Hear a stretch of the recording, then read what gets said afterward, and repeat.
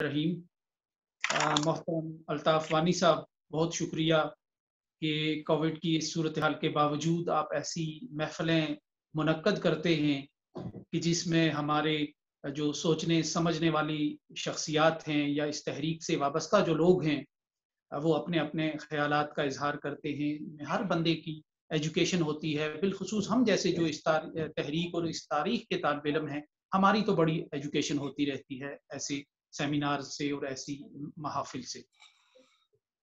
आप ने ये प्रोग्राम रखा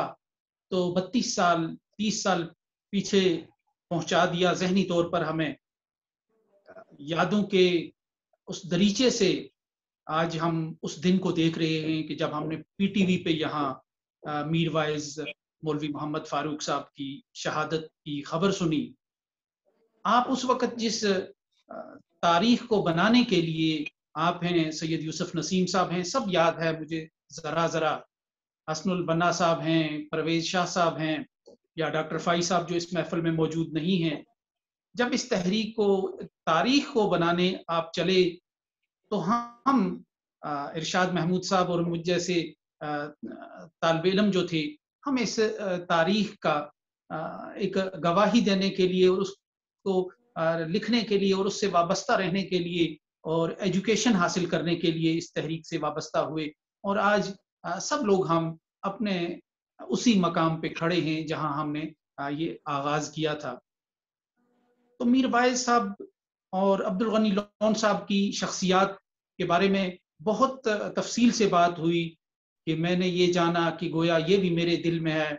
हर हमारे मेहमान ने इतने अच्छे अंदाज से गुफ्तगू की, मैं समझता हूँ कि बाकी कहने को कुछ नहीं रहा। लेकिन वही बात है कि चूंकि एक तालिब इल्म का हमारा एक किरदार था, है और रहेगा एक तालिब इल्म की हैसियत से जिस तारीख को आप लोग बनाने चले हैं या बना रहे हैं या हमारे कश्मीर के लोग शुहदा कायदीन बना रहे हैं, हम उस तहरीक के तालिब इल्म हैं। तो हमने कैसे इसको देखा, इन शख्सियात को कैसे इनको जायजा लिया, इनकी तहकीक की। मैं सिर्फ ये बात करूंगा कि मीर वाइज साहब का जो घराना था बड़ा मोहतरम और मोतबर घराना था। श्रीनगर के शहर में उनकी वही हैसियत थी, बल्कि पूरी जो वैली के अंदर की जो एक वेटिकन सिटी में पोप को होती है, एक चूंकि हमारा एक डिवाइडेड फैमिलीज के साथ ताल्लुक होने की वजह से जो डायनेस्टी है काजीज की दिलना से, वो हमेशा से प्री पार्टीशन जो है वो मीरवाइज घराने के साथ रहा है। पॉलिटिकली भी उनकी अलाइनमेंट रही है और सियासी तौर पर और मजहबी तौर पर भी रही है। तो ये असरात हमने अपने घर में देखे। हमने बड़े अपने बुजुर्गों को बहुत मोतक़िद देखा और बहुत उनका एहतराम करने वाला देखा। मीर वाइज ख़ानदान का कश्मीर के इस्लामी तशख़्ख़ुस के हवाले से, कश्मीर की शनाख्त के हवाले से उनका जो किरदार था उसका मोतरफ़ पाया। और फिर चूँकि वो एक मख़सूस पॉलिटिकल डायनेस्टी का जिसका ज़िक्र परवेज़ शाह साहब ने भी किया कि 2 सोचें थी, चूँकि वो उस सोच का हिस्सा थे, तो उसके असरात हमने हमेशा बचपन से ही अपने गिरदोपेश महसूस किए और उनको समझा। और ये जो मीर वाइज घराना था, इनके जो असरात हैं वो हमारे दाएं-बाएं हमेशा से रहे। इसी तरह फिर एक और हवाला था कि हमारे जो ससुर थे, उन्होंने श्रीनगर में उस इलाके में तालीम हासिल की जो मीर वाइज साहब का था। वहीं वो उड़ी से श्रीनगर जाके वो तालीम हासिल करते थे और जिस तरह उस ज़माने में एक रिवाज होता था कि वो किसी घर में बैठ के वहाँ तालीम हासिल करते थे। तो ये मीर वाइज ख़ानदान का बड़ा करीबी और मोतक़िद घराना था जहाँ उन्होंने हासिल की और मीर वाइज साहब के तालीमी इदारों में हासिल की। तो उससे मुझे अंदाज़ा होता है कि इन इदारों ने अंजुमन जो नुसरतुल इस्लाम है, अंजुमन नुसरतुल इस्लाम, उन्होंने किस तरह की नस्ल उस वक़्त तैयार की। एक इंतहाई मुहिब्बे वतन, इस्लाम से मोहब्बत करने वाली, अपनी इक़दार से मोहब्बत करने वाली एक नस्ल तैयार की और ये विरसा वो आगे से आगे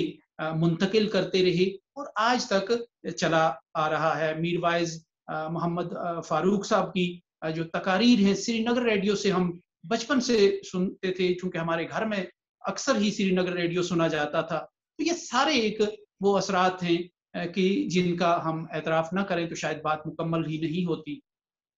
तो ये एक बहुत बड़ा घराना है کہ جس کشمیر کے اسلامی تشخص پر اب 5 اگست کو فیصلہ کن وار کرنے کی کوشش کی ہے، جس کشمیر کی شناخت کو چھیننے کی کوشش کی ہے نریندر مودی اور بھارت کے انتہا پسندوں نے، اس شناخت کو یہاں تک پہنچانے میں، بحال رکھنے میں، برقرار رکھنے میں، ان کی آنکھوں کا خار بنائے رکھنے میں میر وائس گھرانے کا میں سمجھتا ہوں کہ کلیدی کردار ہے کہ انہوں نے کشمیر کی اسلامی شناخت کو، اس کے تشخص کو، اس کے جو ایک مسلم عہد سے اس کی جو ایک وابستگی ہے اس کو زندہ رکھنے میں بڑا قریبی اور کلیدی کردار ادا کیا ہے انہوں نے۔ پھر جب بھی سیاست میں، سیاسی میدان میں قوم کو رہنمائی کی ضرورت پیش آئی تو میر وائس، مولوی محمد یوسف شاہ صاحب جیسی شخصیت اپنی پوری ڈائنیسٹی کو، اپنا پورا نظام کو، جس کو آپ نے زیادہ غور سے اور قریب سے دیکھا ہے، اس کو چھوڑ کر وہ ایک مہاجرت کی زندگی گزارنے آئے، اسرت اور تنگ دستی کی زندگی گزارنے کے لیے آئے اور سنت نبوی پہ انہوں نے عمل کیا۔ تو اس لیے کہ وہ سمجھتے تھے کہ اس وقت قوم کی قیادت کرنا اور قوم کی رہنمائی کرنا بہت ضروری ہے۔ پھر یہاں رہ کے انہوں نے جن حالات کا سامنا کیا وہ ایک الگ بات ہے، لیکن اس کے بعد جب منہ مبارک کی تحریک چلی جس کا ذکر یہاں ہوا ہے، تو جب قوم کو اس وقت ضرورت پڑی رہنمائی کی تو یہی گھرانہ آگے لیڈ کرنے کے لیے آگے آیا، قیادت کرنے کے لیے آیا۔ تو اس طرح اس گھرانے کا میں سمجھتا ہوں کہ کشمیر کی تاریخ سے اور کشمیر کی اسلامی تاریخ سے اس کو الگ نہیں کیا جا سکتا۔ اس کا بڑا ایک قریبی اور رول ہے، تعلق ہے کشمیر کی تاریخ سے، کشمیر کے اسلامی تشخص سے، اور میر وائس مولوی محمد فاروق صاحب اسی سوچ کی، اسی حلقہ اثر کی قیادت اور نمائندگی کر رہے تھے۔ اور ان کو شہید کیے جانے کے کیا مقاصد تھے؟ جگموہن کا دور تھا اور ایک جبر و ستم کا دور تھا، اور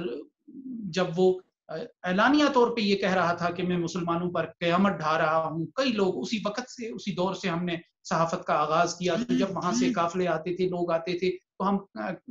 کاغذ اور پینسل لے کے ان کے پاس پہنچ جاتے تھے معلومات کرنے، اپنی پروفیشنل ضروریات کے لیے بھی اور اپنی ایک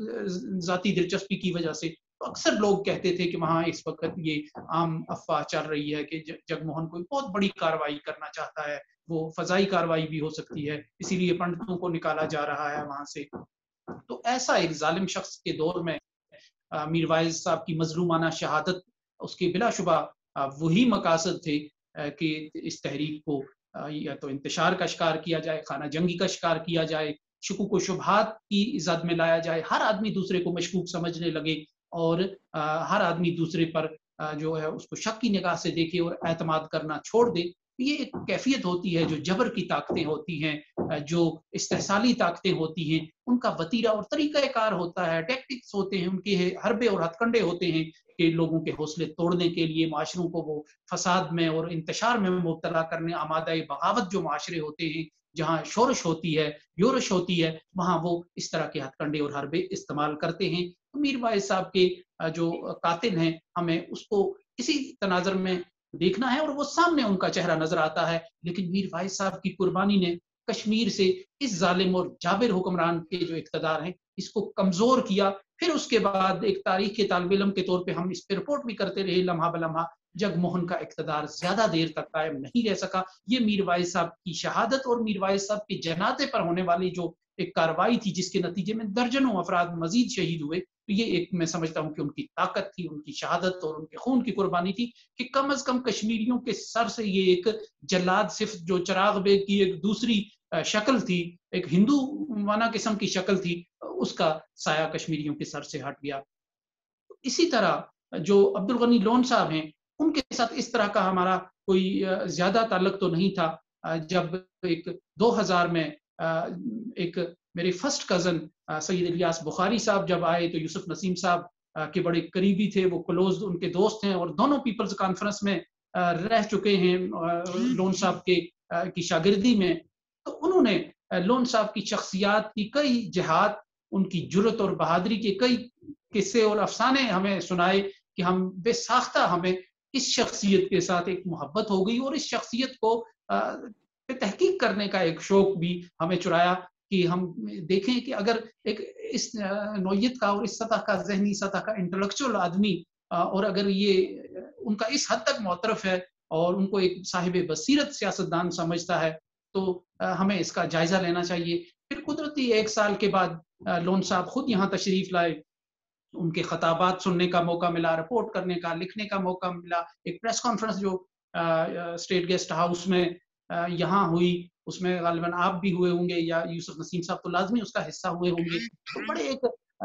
उनकी जो एक ज़हनी सोच और साख्त और सतह जाँचने के लिए एक बड़ा ज़ुमानी और गहरा किस्म का सवाल मुझे याद है मैंने उनसे किया। तो लोन साहब ने एक बहुत ज़हीन शख्स की मैंने तो बड़ी तैयारी के साथ किया था। तो लोन साहब ने एक बहुत ही ज़हीन शख्सियत की हैसियत से उसका जवाब दिया, ऐसे ही कि जैसे किसी गेंद का जो है उसका जवाब दिया जाता है, बड़े एक माहिर खिलाड़ी देता है। तो मैं वाक़ई उनकी शख्सियत का, उनकी ज़हानत का कायल हुआ। तो ये एक रिवाज होता है जो मुआशरे इस कैफ़ियत से गुज़र रहे हों, वहाँ ज़हीन आदमी को, जो पहले भी हमारे मेहरबानों ने ज़िक्र किया, तो एक ज़हीन आदमी को, कायदाना सलाहियत रखने वाले आदमी को, जुर्रत और बहादुरी की अलामत बनकर रहने वाले आदमी को वहाँ बर्दाश्त नहीं किया जाता। लोन साहब की एक और जो खूबी है कि वो जिस इलाके से थे और जिस हल्क़ाए असर की वो नुमाइंदगी करते थे या हल्क़ाए इंतखाब की नुमाइंदगी करते थे, वो कंट्रोल लाइन के करीब-करीब का इलाका था और वो भी बड़े दबे हुए मुश्किल हालात का शिकार लोग थे। उनको शुकूक व शुबहात का शिकार किया जाता था, समझा जाता था मुख्तलिफ हवालों से। तो उस इलाके से उठकर उन्होंने बड़े ज़ोरदार अंदाज़ में, बड़े पुरजोश अंदाज़ में उनकी नुमाइंदगी की और एक एतमाद दिया, जो उनमें एतमाद कम किया जा रहा था कि सिवाय इसके कि उसमें उनका कोई कसूर नहीं था कि एक खूनी लकीर ने उनको एक उस लकीर के किनारे पे खड़ा किया था। तो मैं समझता हूँ कि ये बड़े वो शख्सियात थी कि जो तारीख का धारा बदलती हैं, जो तारीख के धारे पे सवारी करती हैं, जो अवाम के मकबूल जज़्बात को मोड़ने और उनको सुनने की का जो है उनकी ताब भी रखती हैं और उससे फ़ायदा भी उठाती हैं। तो कश्मीर की जो शख्सियात हैं, ये वो जानी-पहचानी शख्सियात हैं कि जो टावरिंग पर्सनैलिटीज़ होती हैं, मंज़र पे होती हैं। सच्ची बात है कि ये सारी कौम ही शहीदों की कौम है, ये गाज़ियों की कौम है। इसने मुहावरे बदल दिए, इसने तारीख का धारा बदल दिया, इसने सोच के ज़ाविये और अंदाज़ ही बदल दिए हैं। इसके एक आम मामूली से एक लड़के ने पूरी तारीख का धारा बदल दिया। तारीख से अब आपको मुहावरे निकालने पड़ते हैं, आपको अफ़साने और किस्से जो है वो मतरूक करने पड़ते हैं। हत्ता कि आपको तरानों से भी आपको तरमीम और उनमें से तरमीम व इज़ाफ़ा करना पड़ता है कि तुम भी उठो अहले वादी जैसे तराने में से आपको चीज़ें हज़फ करनी पड़ती हैं। ये होती है एक कौम। इस कौम के इस पोटेंशियल को हम जो है मैं अफ़सोस के साथ ये कहूँगा, हम इसको पूरी तरह नहीं समझते। हमें हमेशा खुद एहतसाबी के नाम पे, या हमारी एक आदत है, फ़ितरत सानिया है कि हम अपनी ख़ामियाँ तलाश करते हैं। लेकिन एक कौम इस तरह उठती है कि वो सब कुछ बदल देती है। आपके बारे में जो मुंजमद ख़यालात हैं, जो मुंजमद तसव्वुरात हैं, आपकी कौम ने उसको बदल दिया है। ये बड़े पोटेंशियल वाली कौम है। इसको सिर्फ़ मैं कहता हूँ कि इसको सिर्फ़ अल्लामा इक़बाल ने समझा था। इस बहादुर और इस जुर्रतमंद कौम को सिर्फ़ उसने समझा था कि अगर इसको आज़ादी मिले, अगर इसको थोड़ी-सी क़यादत मिले, इसको आज़ाद फ़ज़ाओं में साँस लेने का मौका मिले, तो हार्ट ऑफ एशिया ये कौम बन सकती है। ये एशिया का नगीना है। इसमें इतना पोटेंशियल है कि जो कौम अपने बारे में एक तारीख के पूरी फ़िलॉसफ़ी को तब्दील कर दे, अपने मुहावरों को तब्दील कर दे, कहानियों को तब्दील कर दे, दास्तानों को तब्दील कर दे, तरानों को तब्दील कर दे, उस कौम के पोटेंशियल का अंदाज़ा आप लगा सकते हैं। वो आज भी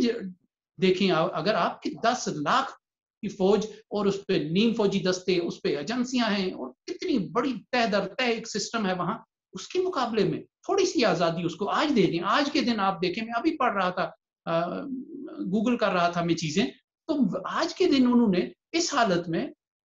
कि जब उनकी गर्दन पर पाँव रखा है आपने 5 अगस्त के बाद, एक बदतरीन लॉकडाउन का और खौफ दहशत की एक चादर तान के रखी है। आज भी आपको खौफ सता रहा है कि आज वो अपने शहीदों को खराजे अकीदत पेश करने के लिए सड़कों और गलियों का रुख करेंगे। आपने कर्फ्यू नाफ़िज़ कर दिया है, आपने फ़ौज लगा दी है, फ़ौज की नफ़री गली-गली तैनात कर रखी है। उठाएँ, आप इंटरनेट चेक करें और आज की रिपोर्ट्स में ये है कि उन्होंने बड़ी सख्त हिफाज़ती इक़दामात किए हैं। तो इस कौम से खौफ खाता है दुश्मन। ये इसका पोटेंशियल है, ये इसका पोशीदा जो है, इसकी ताकत और तवानाई और तगोताज़ है और इसको एक्सप्लोर करने की ज़रूरत है, इसको समझने की ज़रूरत है। और मैं समझता हूँ कि अगर इसको हम समझ जाएँ, تو دنیا کی کوئی طاقت کشمیر کے لوگوں کو شکست نہیں دے سکتی، ان کے جذبے کو شکست نہیں دے سکتی۔ تو یہ آج جو ایک منظر بن رہا ہے، جو دنیا کا منظر بن رہا ہے، آپ دیکھ رہے ہیں کہ وزیر اعظم عمران خان نے بڑے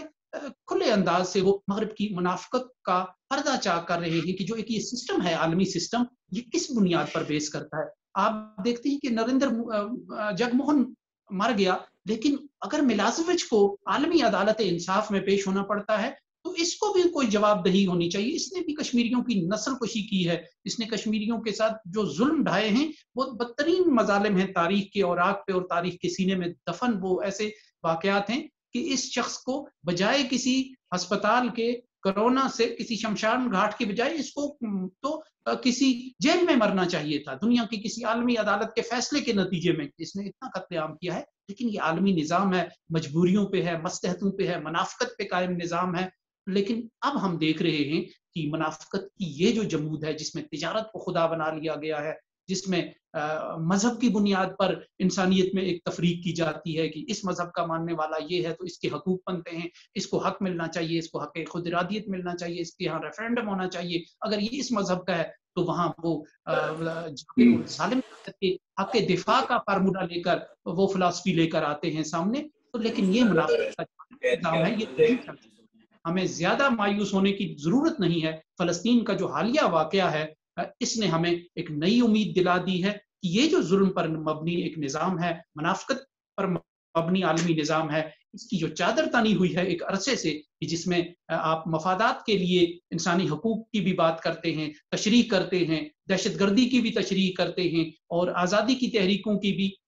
تشریح کرتے ہیں مفادات کے نام پر۔ تو یہ نظام جو ہے ایسا لگتا ہے کہ یہ اپنی طبی عمر پوری کر چکا ہے اور ایک نئے نظام کی بنیاد پڑ رہی ہے۔ فلسطین نے یہ بتایا کہ جس جرت کے ساتھ یہ اندازہ ہوا کہ ایک طرف وہ طاقتیں ہیں جو اسرائیل کے ساتھ کھڑی ہیں، اور دلچسپی کی بات یہ ہے کہ 25 ہی ملک ایسے ملے جن کی جھنڈے نیتن یاہو نے ٹویٹ کیے، تو لیکن یہ سمجھتے ہیں ہم کہ روشنی کی ایک کرن ہے کہ ایک بہت بڑی جو آبادی ہے، جو بہت بااثر ممالک ہیں، وہ یہ سمجھتے ہیں کہ اسرائیل ظالم ہے، اور ظالم کی جو تھیوری ہے جو غزہ میں لاگو ہوتی ہے وہی سری نگر میں بھی لاگو ہوگی جب یہ منظر بدلے گا اور جب حق و انصاف کی بنیاد پر فیصلے ہونے لگیں گے۔ مجھے امید ہے کہ ایسا ہوگا، کیونکہ یہ کہن زدہ نظام اور یہ ظلم کا نظام اور ناانصافی کا نظام جس سے ہم امید لگائے بیٹھے ہیں، ابھی بھی ہم پر امید ہیں کہ شاید اس کی جو چادر ہے اس میں کوئی چھید ہو جائے اور کوئی امید کی کرن نظر آ جائے، لیکن اگر ایسا نہ ہوا تو یہ نظام اپنی موت آپ مر جائے گا اور ایک نئی صبح دستک دے گی، اور جو ہمارے لیے، ہمارے لوگوں کے لیے یقیناً ایک، کیونکہ یہ ایک قربانیاں دینے والی قوم ہے اور اس نے ایک طویل عرصے سے قربانیوں کا سلسلہ جاری رکھا ہوا ہے، ورثہ چھوڑا ہے قبرستانوں کا، داستانوں کا، تو یہ قوم اللہ تعالیٰ اس کو مایوس نہیں کرے گا۔ آپ دیکھیں کہ اسرائیل نے ہر حربہ استعمال کیا، جہاں سے ان کی کہانی ختم ہوئی 72-75 سال کے زور لگانے کے بعد، اب کچھ بھی باقی نہیں بچا۔ اب یہی بچا ہے کہ جو بچے کچے فلسطینی ہیں ان کو اٹھا کے کسی سمندر میں، قریبی سمندر میں ڈال دیا جائے۔ اب اور اس کے علاوہ اسرائیل کے پاس کوئی طریقہ نہیں ہے کہ وہ اس عذاب سے، جو اس کو عذاب جہاں کا نہیں لاحق ہے، اس سے چھٹکارا حاصل کرے۔ لیکن تب بھی آج دیکھیں آپ کہ وہ عاجز ہے، وہ اس تحریک سے جان نہیں چھڑا سکتا، وہ حقیقت سے نظریں نہیں چرا سکتا، اور اسے بالآخر ایک معاہدہ کرنا پڑتا ہے جنہیں وہ دہشت گرد کہتا ہے ان سے۔ تو یہ وہ بات ہے کہ جہاں سے بھارت اب شروع کرنا چاہتا ہے، اسرائیل کی کہانی جہاں سے ختم ہوئی بھارت 5 اگست کے فیصلوں کے بعد، کہانی وہاں سے شروع کرنا چاہتا ہے۔ لیکن یہ جو بھوت چمٹ گیا ہے بھارت کو، یہ انسانوں کے خون کے نتیجے میں جو وجود میں آیا ہے، یہ جو خوف بن کر بھارت کے اعصاب پہ طاری ہے، جو آج بھی ہمیں کشمیر کی گلیوں میں نظر آتا ہے کہ پہلے ہی دبے ہوئے اور محصور لوگوں کو آپ نے مزید دبا کے رکھا کہ وہ باہر نہ آئیں، نعرہ نہ لگائیں، پتھر نہ پھینکیں، اپنے جذبات کا اظہار نہ کریں، تو یہ نظام بھی اپنی موت آپ مر جائے گا انشاءاللہ۔